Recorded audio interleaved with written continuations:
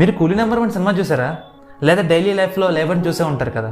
Construction సైట్లో, మన ఇళ్లల్లో, మన స్కూళ్ళల్లో మనం చూసే ఉంటాం. కానీ వాళ్ళకి మనకి పెద్ద తేడా లేదని నాకు అనిపిస్తుంది. పెద్ద మాట అన్నాడు సార్ ఆడు. షాకింగ్ ఉంది కదా, బట్ లిజన్, ఇందులో ఒక నిజం ఉంది.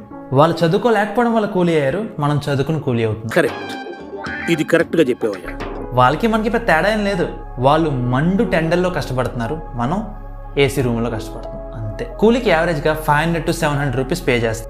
అదే ఒక నెలకి 20,000 తీసుకున్న ఐటీ ఎంప్లాయ్కి 600 రూపీస్ పర్ డే. ఇక్కడ మేజర్ పెద్ద డిఫరెన్స్ ఏం లేదు, కానీ వాళ్ళకి at the end of the day మంచి పీస్ఫుల్ స్లీప్ అయినా పడుతుంది. కానీ మనకి stress levels, sleepless nights, full pressure.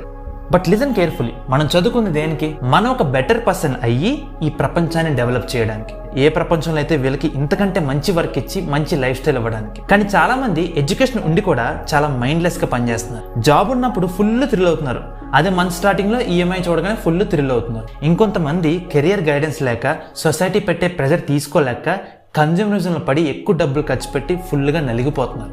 Develop అవ్వమనేది మీకోసమే కాదు, ఈ సొసైటీ కోసం. మీరు బాగుంటే మీరు ముందుకొచ్చి మీ చుట్టూ ఉన్న ముందు తీసుకొస్తారని.